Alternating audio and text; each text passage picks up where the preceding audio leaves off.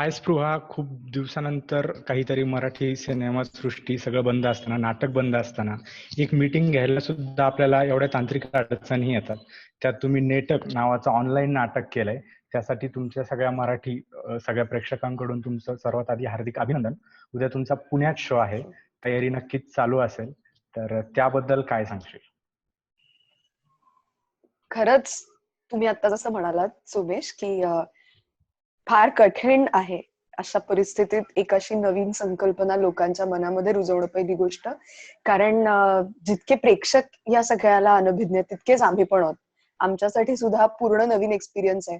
जसं आपण आता एक छोटीशी एक मीटिंग आपण करतोय आणि त्याच्यात आपल्याला वायफाय असेल, आवाज असेल, त्याच्यामुळे येणाऱ्या इतर सगळ्या गडबडी असतील, ह्याला तोंड द्यावं लागतं. इथं आम्ही अगदी 2.5 तासाचं एक नाटक उभं करतोय लोकांच्या समोर. आणि अर्थात त्याच्यामुळे त्याच्यातले टेक्निकल चॅलेंजेस असतात आणि प्रत्येक प्रयोगाची नव्याने उत्सुकता असतात. 7 प्रयोग आमचे झालेत आणि उद्या पुण्यातला प्रयोग आहे. पुण्यात जे काही 1-2 प्रयोग पहिल्यांदा झाले त्याला प्रेक्षकांनी प्रचंड प्रतिसाद दिला. आणि अर्थात पुण्यात आपण नेहमी म्हणतो, आपल्या महाराष्ट्रात असं म्हणण्याची पद्धत आहे की नाटक जर पुण्यातल्या प्रेक्षकांनी उचलून धरलं तर ते चांगलं नाटक, आणि मग आपोआप संपूर्ण महाराष्ट्र ते नाटक डोक्यावर घेतो. आम्हाला आमच्या नेटकच्या बाबतीत हीच अपेक्षा आहे सगळ्या पुणेकरांकडून.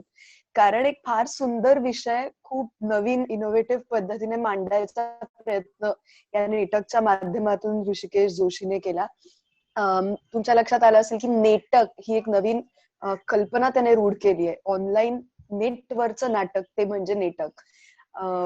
सो आम्ही खूप एक्साइटेड आहोत आणि देवाकडे प्रार्थना करतोय. खरं तर वायफाय देवाकडे प्रार्थना करतोय की ते चांगलं टिकून राहू दे आमच्या प्रयोगाच्या पूर्ण वेळेमध्ये.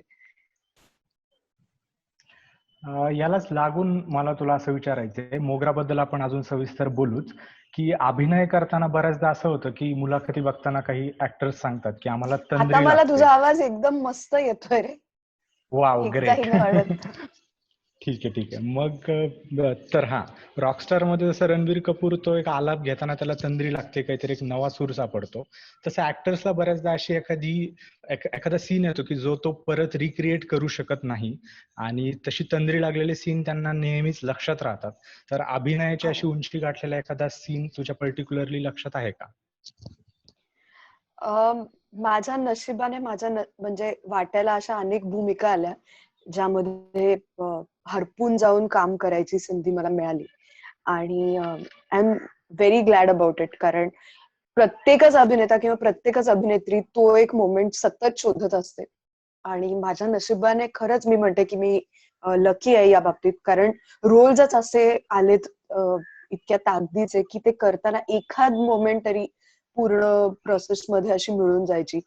मग तर नांदी मधली एकच प्याला मधली गीता असेल, नांदी नाटकामधली समुद्र मधली नंदिनी असेल, डोंट वरी बी हॅपी मधली प्रणोती असेल, त्या प्रत्येकीचं काही ना काहीतरी एक म्हणणं होतं. आणि खूप तगड्या व्यक्तिरेखा होत्या. किंवा अगदी उंच माझा झोका मधली रमाबाईंचे 1-2 सीन्स असे होते जिथे पूर्ण एकदम सायलेन्स होता. तो सीन संपल्यानंतर एक पुढची काही 10-15 सेकंद अशी गेली की जिथे एकही नाही, ड्रॉप सायलेन्स झाला होता. तो खूप छान वाटतं अशा पद्धतीचं काहीतरी वाटायला आलं की, कारण आम्ही सगळेजण त्या मला वाटतं त्या गोष्टीच्या एका शोधात असतो नेहमी. बरोबर आहे. तर माध्यम बदलल्याच्या नंतर अर्थातच तांत्रिक गोष्टीमध्ये काही बदल करावे लागतात ऍक्टिंग करताना. पण हो. ऍक्टिंग ऍज अ कला म्हणून तुम्हाला जे समाधान देतं, तर ते समाधान माध्यमानुसार बदलतं का? किंवा समजा नाटकामध्ये आपण बघतो की आपल्याला लाईव्ह असतं, लगेच आपल्याला रिॲक्शन मिळते. तर नाटक करताना तुला ते मिळत नाहीये, किंवा वेब सिरीज करताना त्याचा येणारा रिस्पॉन्स हा खूप प्रोलॉंग असतो. तर अशा वेळेस ऍक्टर म्हणून जे तुम्ही समाधान शोधतात, त्या तुमच्या समाधानात, त्या तुमच्या कलेत काही या माध्यम बदलल्यामुळे फरक पडतोय का? हा कदाचित प्रत्येकाचं, म्हणजे या प्रश्नाला प्रत्येकाचं उत्तर वेगळं वेगळं असू शकतं. मी माझ्या पुरतं सांगेन. मला तरी पर्सनली असं वाटतं की शेवटी अभिनय करणं ही पॅशन आहे. मी काही असं ठरवून या क्षेत्रात आले नव्हते की मला नाटकात काम करणारी अभिनेत्री व्हायचंय किंवा सिनेमात काम करणारी अभिनेत्री व्हायचंय. मी अभिनय करायला या क्षेत्रात आले होते, त्याच्यामुळे कुठल्याही परफॉर्मन्सची पद्धत मला त्याज्य नाहीये. त्यामुळे मला पर्सनली कुठल्याही माध्यमामध्ये तितकीच मज्जा आली आतापर्यंत. कदाचित त्याला असंही एक कारण असू शकेल की मी सगळी माध्यमं सायमल्टेनियसली करत होते. म्हणजे नाटक करताना मी त्याच वेळेला सिनेमाही करत होते, मी त्याच वेळेला एक सिरियलही करत होते, डेली सोपही करत होते. प्रत्येक माध्यमाची त्याची त्याची एक स्ट्रेंथ असते आणि त्याची त्याची गंमत असते. आणि ती गंमत जर का तुम्हाला नट म्हणून आत्मसात करता आली किंवा त्याचा चस्का तुम्हाला लागला किंवा त्यातले थोडेसे न्यूअन्सेस तुम्हाला कळले की हे केल्यानंतर आपल्याला इथे अशा पद्धतीने एक तोड परफॉर्मन्स करता येणार आहे, तर मला वाटतं हे प्रश्न मग फारसे मग मनात राहत नाहीत. कारण तुमचं त्या माध्यमापेक्षा तुमचं तुमच्या कलेवरती खूप जास्त प्रेम असतं आणि तुमचा तेवढा स्वतःच्या कपॅसिटीवरती पण विश्वास असतो. मला माहितीये ठामपणे आतमध्ये कुठेतरी की कुठलंही माध्यम असू दे, पण मी त्या माध्यमामध्ये चांगलंच काम करून दाखवेन. मी हे ओव्हर कॉन्फिडन्सनी म्हणत नाहीये. तसं कुठे साऊंड झालं तर मला प्लीज माफ करा. पण मी खूप मनापासनं हे सांगतेय की शेवटी अभिनयच करायचा आहे. फक्त रादर मला जास्त इंटरेस्टिंग ते वाटतं की प्रत्येक माध्यमानुसार तुम्ही जसं मला आता म्हणालात की त्या शैलीमध्ये थोडासा बदल करून घेत, स्वतःमध्ये बदल करून घेत तुम्हाला काम करायचं असतं. आणि ते रादर ऍज अन ऍक्टर जास्त आव्हानात्मक असतं, जास्त चॅलेंजिंग असतं. नाटकातला अभिनय हा कायमच लांबच्या दूरच्या प्रेक्षकांसाठी करायचा असतो. मी स्टेजवर उभं राहून आत्ता जे करते ते माझ्या संपूर्ण शरीराचा वापर मला केला पाहिजे, तर मी शेवटच्या रांगेत बसलेल्या प्रेक्षकापर्यंत माझं म्हणणं पोहोचवू शकते. आता नाटकात सुद्धा आपण लेपल माईक्स किंवा ही सगळी उत्तम टेक्नॉलॉजी वापरतो. त्याच्यामुळे आवाज पोहोचण्याचा फारसा प्रश्न येत नाही शेवटच्या रांगेतल्या प्रेक्षकांपर्यंत. पण तरी सुद्धा समजा एखादा इमोशनल सीन असेल तर शेवटच्या रांगेतल्या प्रेक्षकाला तुमच्या डोळ्यातलं पाणी दिसत नाही. त्यामुळे तुम्ही काय करता हे तुमच्या अख्ख्या बॉडी लँग्वेजवर अवलंबून असतं. तर त्याच्या हृदयाला तिथे हात घातला जातो त्या शेवटच्या रांगेत बसलेल्या प्रेक्षकाच्या. हेच जेव्हा कॅमेरा हे माध्यम असतं तेव्हा ते माध्यम बदलतं आणि कॅमेरा हा पुन्हा एकदा ऍक्टरला खूप मदत करतो. कारण तो तुमच्या इथे असतो, या इतक्या जवळ, आणि तो तुमच्या चेहऱ्यावरचे भावनभाव टिपून घेत असतो. त्यामुळे तुम्हाला जास्तीत जास्त तुमच्या चेहऱ्याचा वापर अभिनय करताना करावा लागतो आणि तुमची बॉडी लँग्वेज सेटल ठेवावी लागते. ते जर तुम्हाला जमलं तर तुम्हाला कॅमेऱ्याचा अभिनयही खूप छान पद्धतीने करता येतो. पुन्हा एकदा कॅमेऱ्याचा अभिनय हा पण कठीण आहे, कारण अनेक तांत्रिक बाबी तुम्हाला समजून घ्याव्या लागतात. तुमचा लाईट सोर्स कुठे आहे, तुम्ही कशा पद्धतीने स्वतःला पोझिशन केलंय, तुमचा को ऍक्टर कुठे उभा आहे, या सगळ्या खूप सुंदर आणि मजेच्या गोष्टी आहेत ज्या मला वाटतं प्रोसेस बाय प्रोसेस तुम्ही समजून घेत जाता ऍज अन ऍक्टर. त्यामुळे मला माध्यम कुठलंही असेल आतापर्यंत तरी मला ते करताना अतिशय मजा आली. आणि त्यात आता आम्ही हे नाटक करतो आहोत जिथे नाटकातला जो प्रेक्षकांशी संवाद आहे तोही आम्हाला साधायचा आहे आणि त्याचबरोबर हे नाटक कॅमेऱ्यावरती होत असल्यामुळे कॅमेऱ्याच्या अंगांचा पण आम्हाला विचार करायचा आहे. आय थिंक ही तारेवरची कसरत आहे आणि पुन्हा एकदा अभिनेते अभिनेत्री म्हणून हे एक नवीन चॅलेंज आम्हाला आहे आणि आम्ही त्याच्यात आता स्वतःला काय म्हणतो घासून पुसून काढतो आहोत. नेटक हे ज्यावेळेस तुला पहिल्यांदा ऋषिकेश जोशी आणि ही संकल्पना ऐकवली त्यावेळेस तू चटकन हो बोलली, त्याचं पहिलं कारण काय होतं, जर एकच कारण द्यावं लागलं तर? त्याचं एकच कारण समजा तुम्ही मला विचाराल तर ते आहे स्वतः ऋषिकेश जोशी. कारण मी ऋषिकेश सोबत खूप काम केलंय. मी नांदी नाटकात त्याच्यासोबत त्याच्या डिरेक्शन मध्ये काम केलंय. त्यानंतर होम स्वीट होम नावाचा चित्रपट मी ऋषिकेशचं दिग्दर्शन होतं त्या चित्रपटाचं, त्याच्यात मी काम केलंय, ज्यात मोहन जोशी, रीमा मावशी, तो रीमा मावशींचा शेवटचा चित्रपट, ती फिल्म मी त्याच्याबरोबर केली आहे. त्याच्यानंतर गेल्याच वर्षी आम्ही USA ला जे बृहन महाराष्ट्र मंडळाचं कन्व्हेन्शन असतं दर 2 वर्षांनी, त्याच्यासाठी एक भेटीत गुप्तता मोठी नावाचं एक नाटक ऋषिकेशनी बसवलं होतं. त्यात सुद्धा मी काम केलं होतं. सो मला त्याचं काम करणं खूप आवडतं आणि त्याचं काम करताना बघणं हा सुद्धा एक शिकण्याचा भाग असतो. कारण इतक्या छोट्या छोट्या गोष्टी तो स्वतः इतका अभ्यासू मनुष्य आहे आणि स्वतः तो NSD मधनं तयार झालेला एक ट्रेन्ड ऍक्टर आहे. आणि एवढा उत्तम अभिनेता जेव्हा डिरेक्टर असतो तेव्हा त्याला नेमकं माहिती असतं की आपल्याला स्वतःच्या ऍक्टर्स कडनं काय अपेक्षित आहे. त्यामुळे अगदी वाचिक अभिनयापासनं ते कशा पद्धतीने आपलं फायनल प्रॉडक्ट असणार आहे इथपर्यंतचा तो जो मोठा विचार एका दिग्दर्शकाला करता यायला लागतो, तो मला वाटतं ऋषीला खूप चांगला येतो. आम्ही मास्तर असं नाव ठेवलंय त्याला. अनेक वर्ष आता आम्ही सगळेजण त्याला मास्तर असं म्हणतो. तर मला ही काम करण्याची पद्धत त्याची मनापासून आवडते आणि मला माहिती असतं की प्रत्येक वेळेला माझ्यातल्या ऍक्टरला काहीतरी चॅलेंजिंग मिळेल त्याच्याकडून. सो डेफिनेटली जेव्हा तो त्याच्याकडून काहीतरी विचारणा होते तेव्हा मी आधी हो म्हणते आणि मग बाकीचे सगळे प्रश्न त्याला इतर जे काय असतील ते विचारते. खरं तर असे काही फार प्रश्न पडतच नाहीत कारण ही खात्री असते की जे असेल ते चांगलंच असेल आणि मजेशीर असेल काहीतरी करायला.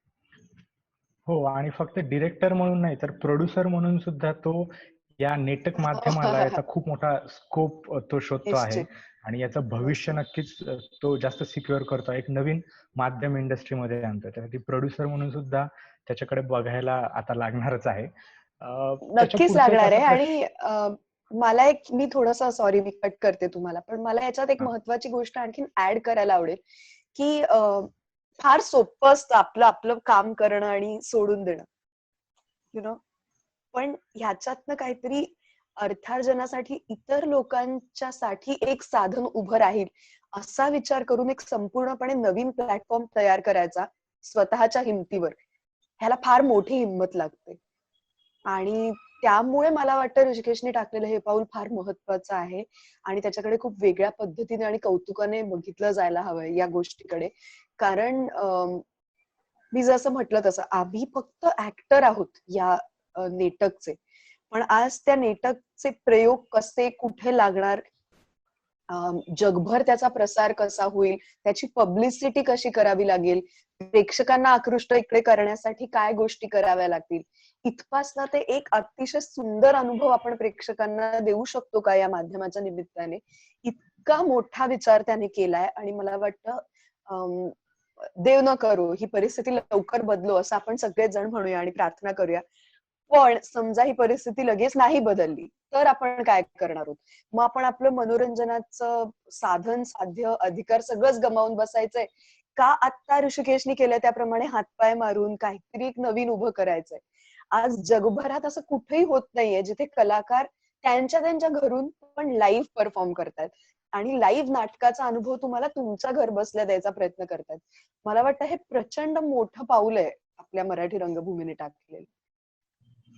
आणि नक्कीच हे खूप सकारात्मक पाऊल सुद्धा आहे कारण की हिंदी सिनेमासृष्टीमध्ये भयंकर नकारात्मक विचारांनी जास्त गोष्टी भरलेल्या आहेत. त्यात एक सकारात्मक पाऊल आणि मराठी इंडस्ट्री अजून तरी त्या गोष्टींपासून दूर राहिली असं काहीसं मीडियामधलं चित्र आहे.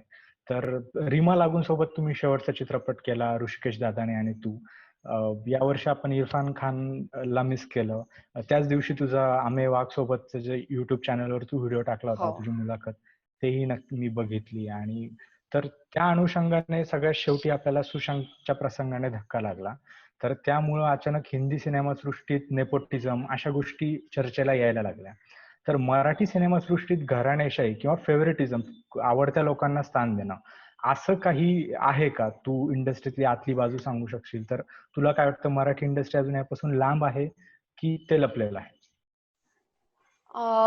ह्या प्रश्नाचं असं ना हो आणि नाही मध्ये उत्तर देणं फार अवघड आहे सोमेश. फेव्हरेटिझम प्रत्येक ठिकाणी असतो, सगळीकडे असतो. त्याची काय म्हणतो आपण त्याला, त्याची ग्रेड वेगवेगळी असू शकते. हिंदी इंडस्ट्री फार मोठी आहे.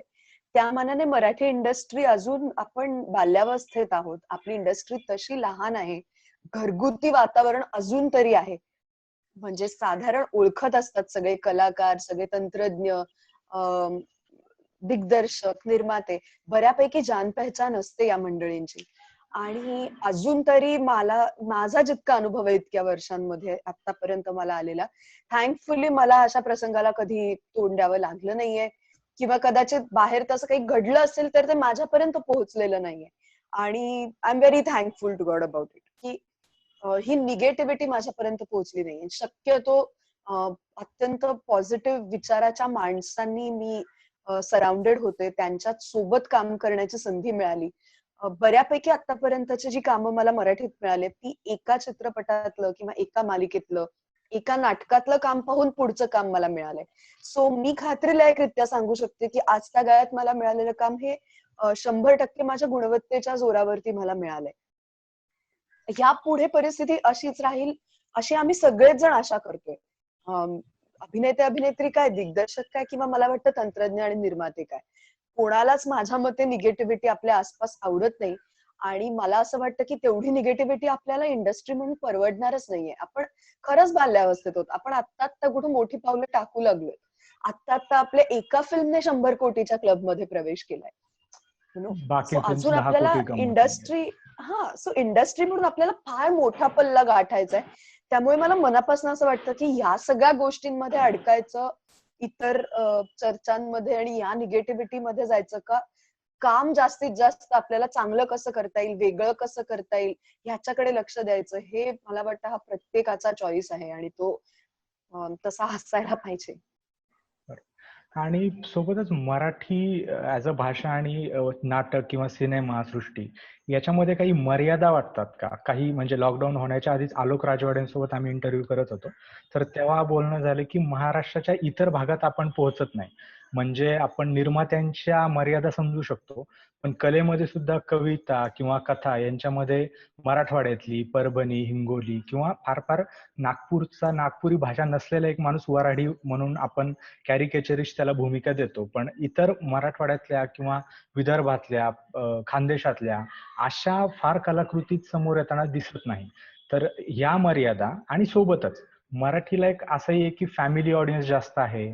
त्याच्यामुळे आपण कंटेंट सादरीकरणामध्ये सुद्धा काही मर्यादा ठेवतो. तर अर्थातच ही परिस्थिती बदलायला वेळ लागेल, पण म्हणून कलाकार म्हणून तुला या मर्यादा कधी जाणवतात का या इंडस्ट्रीत सर्व्हाइव्ह करताना? मला असं वाटतं की हा थेट अर्थकारणाचा भाग आहे यामधला. जसं तुम्ही म्हटलात की निर्मात्यांच्याच त्या अडचणीत. आता निर्मात्याला समजा, साधा आपण हिशोब घेऊया. समजा चला असं म्हणूया की तुम्ही फिल्म प्रोड्यूस करताय, ठीक आहे, आणि तुम्ही त्याच्यात 3-3.5 कोटी घातलेत. तुम्हाला विषय बघून साधारणपणे अत्यंत इच्छा होतीये आतून मनात की हा विषय उत्कृष्ट आहे, ह्याच्यावरती फिल्म बनली पाहिजे. पण समजा तुमच्या लक्षात येतं की ह्या फिल्मला बघायला नाही येणार आहे कोणी, हा विषय आपल्याकडे मान्यच करून घेत नाहीत प्रेक्षक, तर तुम्ही तुमचे 3-3.5 कोटी त्याच्यात घालाल का सोमेश?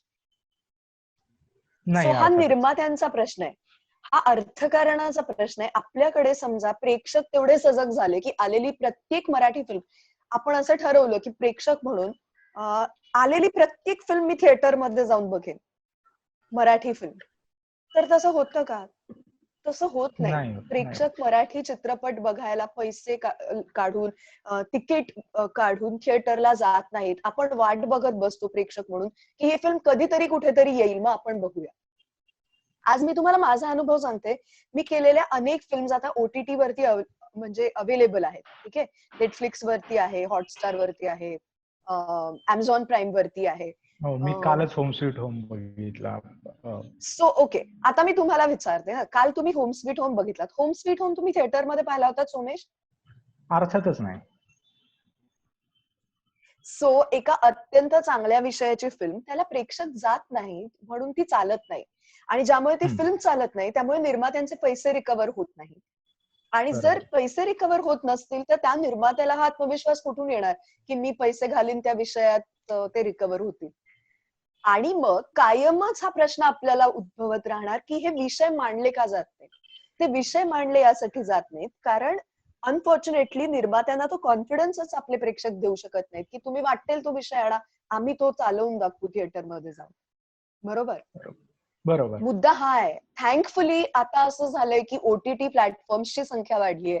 थोडासा आता याच्यात बदल होऊ लागलाय कारण निर्माते दिग्दर्शकांकडे थोडस आता आपला विषय मांडण्याचं स्वातंत्र्य आहे. थोडेसे हो. प्रयोग करून बघायचं स्वातंत्र्य आहे. त्याच्यामुळे कदाचित आता असं होईल की तुम्ही म्हणालात तसं प्रादेशिक ज्या कलाकृती असतील त्या कलाकृतींवरती काहीतरी चांगलं बनेल, त्या कलाकृतींमधल्या साहित्यावर काहीतरी चांगलं बनेल. आता पूर्वीसारखी अशी परिस्थिती राहिलेली नाहीये की लोकांपर्यंत आपलं साहित्य पोहोचत नाहीये अशी खंत लेखकांना वाटेल. पूर्वी मी समजू शकते, कारण अगदीच ठराविक सेंटर्स होती, तिथल्याच लेखकांना, तिथल्याच प्रकाशकांचे जे लाडके लेखक होते त्यांची कदाचित पुस्तकं जास्तीत जास्त यायची, त्यांचे कविता संग्रह छापले जायचे. आज फेसबुक, इंस्टाग्रामच्या माध्यमातून खेडोपाड्यातले लोक कविता लिहित आहेत आणि ते समाज माध्यमांतर्फे लोकांपर्यंत पोहोचतायत. आज कोणाला ते बंधन नाहीये की मी माझी कविता कशी पोहोचवू. हा, त्याच्यामध्ये एक नक्की आहे की तुमची कविता चांगली आहे का, तर ती निश्चित लोक एका पॉइंट नंतर उचलून धरणार आहेत. अगदी. पण तुम्ही तर काहीतरी टला ट जोडून त्याला कविता म्हणणार असाल आणि अशी अपेक्षा ठेवणार असाल की लोकांनी माझं कौतुक केलं नाही, तर हेही तितकंच चुकीचं आहे. बरोबर आहे. असं मी मला विषय वाटतं. त्याच्यामुळे मला वाटतं की माझं एवढंच म्हणणं आहे की आज हळूहळू का होईना पण परिस्थिती बदलते आणि परत ह्या वाढलेल्या माध्यमांमुळे आपल्या सगळ्यांकडे प्लॅटफॉर्म्स आहेत आपलं म्हणणं मांडण्यासाठीचे. बरोबर. मी विषय काढायच्या आधीच तू विषय काढला कवितांचा, म्हणून इथून सुरू करूयात की स्पृहा जोशी असं युट्यूब किंवा गुगलवर टाकल्याच्या नंतर स्पृहा जोशी कविता असं पहिल्यांदा येतं. तर स्पृहा जोशींना हे कसं जमतं हा प्रश्न सोडून इतर कुठला असा प्रश्न आहे जो सगळ्यात जास्त इरिटेट करतो तुला किंवा सगळ्यात जास्त वेळेस विचारला जातो कवितांबद्दलचा? नाही, इरिटेट नाही करत खरं तर, पण कविता कशी सुचते हा प्रश्न अत्यंत बेसिक आहे आणि तो हम्म, सगळीकडे विचारला जातो की तुला हे कसं हम्म, सुचलं. आता हम्म, खरं म्हणजे कसं सुचलेलं काहीच उत्तर नसतं. हम्म, म्हणजे कोणताच कवी, मला नाही वाटत असं त्याचं मुद्देसूद उत्तर देता येतं की आता बरोबर. ही कविता मी केली, ही मला अशी हम्म, अशी सुचली, अशी मला त्याची हम्म, फोड करून सांगता नाही येत. आणि मी हम्म, प्रत्येक वेळेला विचार करते की आता जेव्हा हा प्रश्न विचारला जाईल कुठल्याही मुलाखतीमध्ये, नॉर्मली हम्म, अनेक लोक विचारतात प्रश्न, अनेक ठिकाणी हम्म, आधी मला हे विचारलं गेलंय आणि मी हम्म, प्रत्येक ठिकाणी तेच सांगते की असं त्याचं उत्तर देता येणं हे इट इज हम्म, लिटरली इम्पॉसिबल. कारण त्याची अशी काही ठराविक, म्हणजे तो काही पाढा नाहीये. हम्म, बे के बे धुणे चार असं नाही करतात कवितेच्या बाबतीत. ती हम्म, सुचते, कधी कधी एक टाकी सुचते, कधी कधी एखादी ओळ सुचते एखाद्या कवितेची, मग ती कुठेतरी ती पूर्ण नाही होत त्यावेळेला. मग कधीतरी हम्म. काही दिवसांनंतर वेगळा एखादा मूड असतो, तेव्हा त्या 2 ओळी आठवतात आणि मग ती कविता पूर्ण होते. असंही होतं. सो प्रत्येक कवितेची मला वाटतं एक तिची तिची प्रोसेस असते आणि त्या प्रोसेसला तेवढा तेवढा वेळ द्यावा आपण नेहमी. बरोबर. लोपामुद्रा हे नाव कसं सुचलं आणि त्या नावाचा अर्थ काय? हे मला अजून खूप लोकांनी तुला विचारायला सांगितलं, तर ते एकदा परत क्लिअर कर आणि काव्यसंग्रहाला लोपामुद्रा असं नाव का द्यावंसं वाटलं?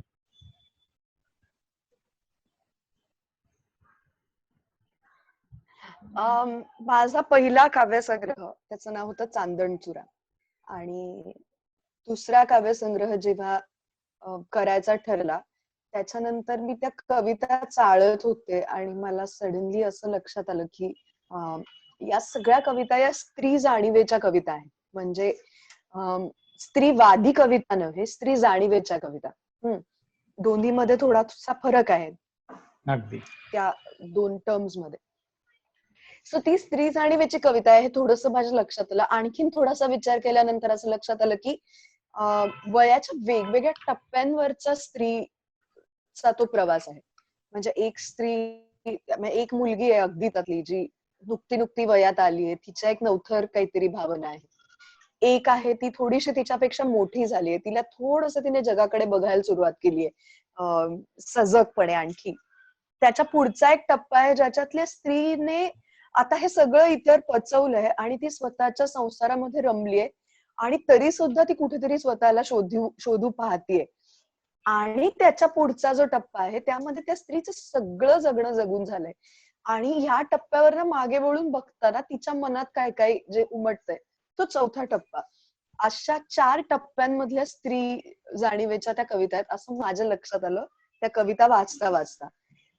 डॉक्टर अरुणा ढेरे ही माझी एक मोठी मैत्रीण आहे असं मी नेहमी म्हणते आणि मी खूप भाग्यवान आहे या बाबतीत की मला असे मित्र मैत्रिणी मिळाले. म्हणजे कवी शंकर वैद्य असतील किंवा अरुणाताई असतील, असे मोठे मित्रमैत्रिणी, ज्येष्ठ मित्रमैत्रिणी मला लाभले. तर अरुणाताईंशी माझ्या एका कवितेबद्दल मी बोलत होते आणि मी त्यांना फोन केला होता. त्या कवितेचं शीर्षकच लोपामुद्रा असं आहे. आणि त्या कवितेत एक शेवटी ओळ आहे की विरुनी तुझ्यात उरे एक लोपामुद्रा. तर ही कविता जेव्हा मी अरुणाताईंना ऐकवली आणि मी त्यांना म्हटलं की मला असं वाटतंय की हा शब्द बरोबर आहे ना इथे, कारण लोपामुद्रा हे खरं तर पुराणामध्ये आपण नेहमी ऐकलेलं असतं हे नाव.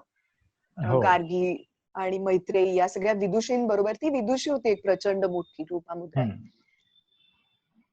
तर मी त्या अर्थी तो शब्द वापरला होता. तर अरुणाताईंना मी विचारलं की हे मी बरोबर लिहिलंय ना? तर बोलताना अरुणाताई म्हणल्या की हा अर्थ बरोबरच आहे, पण आता आणखी एक विचार करून बघ. लोपामुद्रा या शब्दाची जर आपण फोड केली तर असं त्याचा अर्थ असा होतो की लोपा आणि मुद्रा असं समजा त्याची फोड केली शब्दाची, तर त्याचा अर्थ असा होतो की जिची मुद्रा लोप पावली आहे अशी स्त्री. सतत कोणासाठी तरी काहीतरी करत असताना जी स्वतःला विसरून गेलीये, जिचं खरं तर स्वतःचं एक वेगळं अस्तित्व असू शकलं असतं, ते संपूर्णपणे विसरून जाऊन जिची मुद्रा लोप पावली आहे अशी स्त्री, असा त्याचा एक अर्थ सापडला. आणि मग ती कविताही मला वेगळी वाटायला लागली आणि मग त्या सगळ्या कवितांचा जो संच होता त्याला एक काहीतरी धागा मिळाल्यासारखं झालं. आणि मग मला असं वाटलं की आपल्या काव्यसंग्रहाला हेच नाव पाहिजे, कारण त्या एका नावात त्या सगळ्या कविता जोडल्या गेल्या नंतर. म्हणून मग ते लोपामुद्रा असं त्याचं नाव ठेवलं. आणि कवितेत अजून पुढे जाऊन तू कवितांबद्दल तुझ्या चॅनलवर बरेचशा मुलाखती, महत्वाच्या कवितांचं वाचन असं सगळं चालू केलं. जेव्हा लॉकडाऊनमध्ये आम्ही डाल्गोना कॉफी किंवा लुडो खेळत होतो, त्यावेळेस तू जे तुझ्या युट्यूब चॅनलवर सगळ्यांसाठी एंटरटेनमेंटचा खजाना उघडून ठेवलाय, खजिना आणि इतर सिरीज, त्याचा खूप छान संग्रह तयार झालाय. त्याची बिगिनिंग मला खूप आवडली की एक मुलगी असती आणि ते फुलपाखरू, मग ते पेन्सिल, कॅमेरा आणि म्युझिकचा नोट याने ते बनत जातं. तर त्याची तुझं म्हणजे काय म्हणते संचित त्याच्यामध्ये आलं असं दिसलं.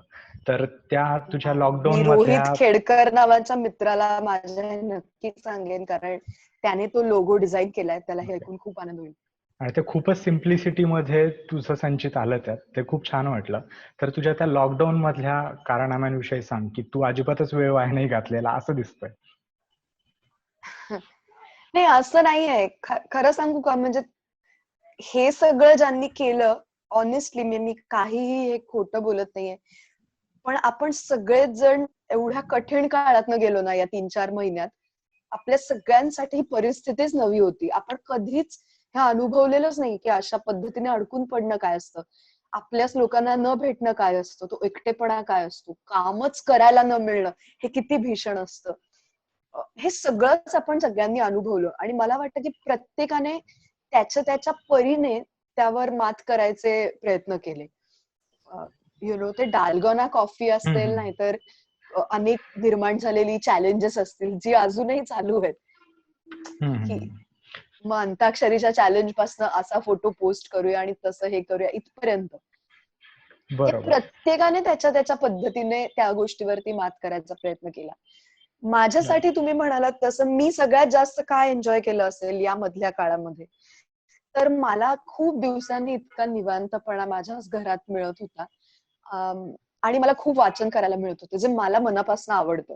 आणि गेल्या वर्षी जवळपास जानेवारी पर्यंत, म्हणजे 2018 ते 2019 जानेवारी ते 2020 जानेवारी पर्यंत मी खूप काम करत होते वेगवेगळ्या प्रोजेक्ट्स वरती आणि हा निवांतपणाच मला मिळत नव्हता. सो मी वाचन करायला लागले, अनेक पुस्तकं माझी छान छान वाचून झाली आणि मग मनात असं आलं की हे सगळं जे आपण वाचतोय किंवा हा जो आस्वाद आपण घेतोय तो आपण आपल्या मित्रमैत्रिणींपर्यंत बाकीच्या पोहोचवूया आणि करून बघूया. आपल्याला काय माहिती कसा रिस्पॉन्स मिळेल, कदाचित नाही मिळणार, कदाचित लोक म्हणतील हे काय वावडपण आहे, बंद करू. तर असंही होईल अशी मी तयारी ठेवली होती. But there is no harm in trying. आणि खूप चांगला रिस्पॉन्स मिळाला त्याला. खूपच सुंदर. म्हणजे मला आठवतंय मी दर सोमवार, बुधवार, शुक्रवार अशी लाईव्ह यायचे दुपारी 4:30 वाजता आणि प्रचंड प्रमाणात लोक ते लाईव्ह बघायला यायचे आणि रिस्पॉन्स प्रचंड द्यायचे आणि लोकांनी मनापासून त्या गप्पा एन्जॉय केल्या.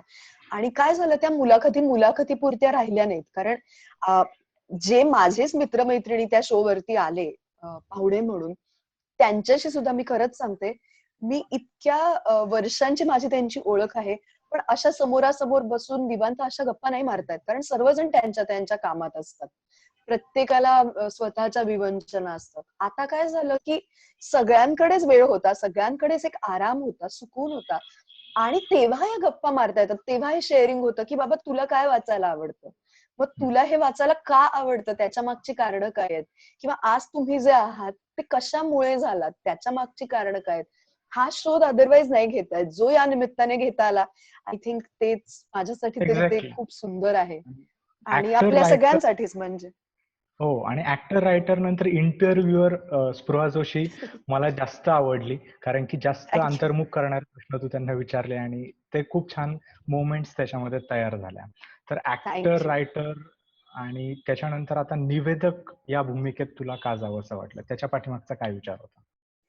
नाही, मी खरं सांगू का, मी निवेदन करतेच आहे. मी बरीच लहान होते तेव्हापासून, म्हणजे अगदी मला वाटतं 9वी-10वीत असल्यापासून मी कार्यक्रमांचं अँकरिंग करते. आपले जे गाण्यांचे छोटे छोटे मैफिली असतात ना, अ, हो. गाण्यांचे जे कार्यक्रम होतात, हम्म, भावगीतांचे वगैरे, त्याचं मी अनेक वर्ष गेली अँकरिंग करते. मी रियालिटी शोचं अँकरिंग कधी केलं नव्हतं, म्हणजे मोठ्या हम्म, प्लॅटफॉर्मवर टेलिव्हिजनवरती. ते मला करायला मिळालं सूर नवा ध्यास नवाच्या निमित्ताने. आणि हम्म, मग ते पहिला सीझन झाला, त्याच्यानंतर दुसरा सीझन सुद्धा गाजला, आणि मजा आली मला त्यामध्ये, कारण पुन्हा एकदा म्हणजे असं काही ठरवलं नव्हतं. माझं खरं सांगू का, असं काहीच ठरलेलं प्लॅन नाहीये आयुष्यात की आपल्याला हेच करायचंय, हे नाहीच करायचंय. हम्म, त्याच्यामुळे जे समोर येतं ते त्यावेळेला मला समजा आकृष्ट करत असेल, मला अट्रॅक्ट करत असेल स्वतःकडे, तर मी ते बिनधास्त करते, कारण मला मजा येते त्याच्यात.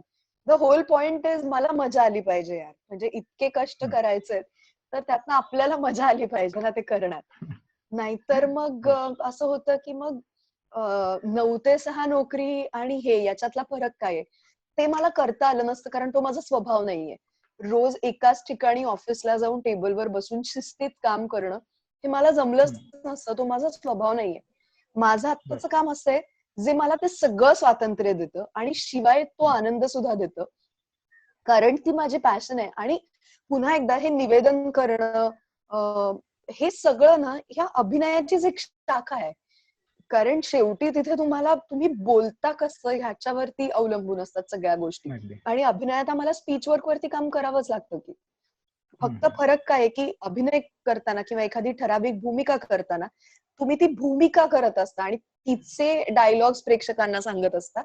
इथे तुम्ही तुम्ही स्वतः असता, किंवा तुम्हाला तुमच्याच पद्धतीने ते सांगणं पोहोचवायचं असतं प्रेक्षकांपर्यंत. सो या दोन हातात हात घालून जाणाऱ्याच गोष्टी आहेत, असं मला नेहमी वाटत आलंय. त्याच्यामुळे असं काही खूप मी वेगळं करते अशातला भाग नाहीये. मी बर. फक्त गोष्टी एक्सप्लोर करतेय या माध्यमातल्या वेगवेगळ्या. शेवटचा प्रश्न, कुठलं एक पुस्तक, एक चित्रपट आणि एक सिरीज रेकमेंड करशील जी तू या लॉकडाऊन मध्ये बघितली? रेकमेंड करीन, ओके. हो. एक पुस्तक जे मी काल वाचून संपवलंय, कालच, ते आहे गिरीश कुबेरांचं टाटायन, जे हम्म, अतिशय सुंदर पुस्तक आहे आणि जे प्रत्येकाने वाचावं. कदाचित मी माझ्या युट्यूब चॅनलवरती जे एक बुक अप्रिसिएशन हो. हो. करते, त्याच्यामध्ये मी कदाचित पुढच्या काही दिवसात या पुस्तकाबद्दल बोलेन, जे मला रिसेंटली म्हणजे आता अगदी कालच वाचल्यामुळे फार ताजं आहे माझ्यासाठी. एक चित्रपट, बापरे बापरे, मी खूप चित्रपट पाहिले ती आता लॉकडाऊन मध्ये, पण टॉम हँक्सचा हम्म, beautiful day in the neighbourhood नावाचा चित्रपट आहे. जर तुम्ही तो पाहिला नसेल तर प्लीज कृपया तो चित्रपट बघा. हो. अ, एका खऱ्या व्यक्तीबद्दलचा हा चित्रपट आहे. मी बाकी काही सांगत नाही. फक्त हा हा पिक्चर तुम्हाला एवढंच सांगतो की प्रेमळ असणं हे फार सोपं असतं, बर. आणि समोरच्याचं ऐकून घेणं आणि त्याच्याशी प्रेमाने वागणं, ह्याला काही कष्ट पडत नाही. एनिवे, मी फार काही सांगत नाही त्या ठीक आहे. चित्रपटाबद्दल, तर तुम्ही बघा. मी पुन्हा नाव सांगेन, a beautiful day in the neighbourhood असं त्या बर. चित्रपटाचं नाव आहे. टॉम हँक्स त्याच्यात आहे. ओके. आणि वेब सिरीज माझी बघा प्लीज, झी5 रंगबाज. वरती रंगबाज फिरसे नावाची वेब मी ती सिरीज बघितली नाही, आहे. त्याच्यामुळे मी त्याच्याबद्दल बोलणं टाळलं. नाही नाही, हरकत नाही, पण आता सोमेश तुम्ही नक्की बघा. येस, नक्की. फार सुंदर केली आहे वेब सिरीज ती आणि बरं. मला काम करताना खूप मजा आली. सो रेकमेंड मी नक्की तुम्हाला ती वेब सिरीज करेन, कारण झी5 रंगबाज फिरसे. मी आहे, नक्की. जिमी शेरगिल आहेत, सुशांत हो, सिंग आहेत, मोहम्मद हो, झीशान अय्यूब आहेत, गुलपनाग आहे, शरद हो, केळकर आहे, अशी मोठीच्या मोठी कास्ट आहे. सो तुम्हाला मजा येईल बघायला. हो. आणि जसं शेवटी तुमच्या मोगरासाठी सुद्धा एक शाउट आउट. इथून पुढचे प्रयोग कुठे आहेत आणि ते कुठे बघावेत आम्ही हे आमच्या प्रेक्षकांना सांग. मी सगळ्या प्रेक्षकांना विनंती करते की कृपया नेटक @नेटक.live ह्याच नावाने आमचं इंस्टाग्राम वरती हँडल आहे, ह्याच नावाने आमचं फेसबुक वरती पेज आहे. प्लीज जरूर ते फॉलो करा, कारण हे नाटक ऑनलाईन असल्यामुळे त्याची संपूर्ण पब्लिसिटी आणि त्याच्याबद्दलची माहिती ही सुद्धा सगळी ऑनलाईन चालली आहे. सो प्रत्येक पुढचा शो हा आम्ही सोशल मीडियावरनं अनाऊन्स करत असतो. आता 31 तारखेला पुण्याचा शो आहे, 31 जुलै रात्री 9:30 वाजता. त्याच्यानंतर कोल्हापूरला शो आहे. आम्ही सगळ्या प्रेक्षकांना परत परत सांगतोय की आम्ही तुमच्या शहरात येऊन तुमच्यासाठी प्रयोग करणार आहोत. सो लवकरच नागपूरला शो असणार आहे. US, UK या भागामधल्या प्रेक्षकांसाठी सुद्धा लवकरच प्रयोग असणार आहे. त्याच्यामुळे प्लीज डेफिनेटली आमच्या सोशल मीडियाकडे थोडंसं लक्ष ठेवा. आम्ही वैयक्तिक सुद्धा सगळेजण अपलोड करत असतो ही माहिती. सो तुम्हाला वेळोवेळी प्रयोगांची माहिती कळत राहील. जरूर. आणि अ, प्लीज ध प्रयोगाला या. हो, जरूर. धन्यवाद स्पृहा. तू एवढं उद्याचा शो असताना वेळात वेळ काढून आमच्याशी गप्पा मारल्यात. द पोस्टमन टीमतर्फे तुझे हार्दिक आभार. Thank you so much.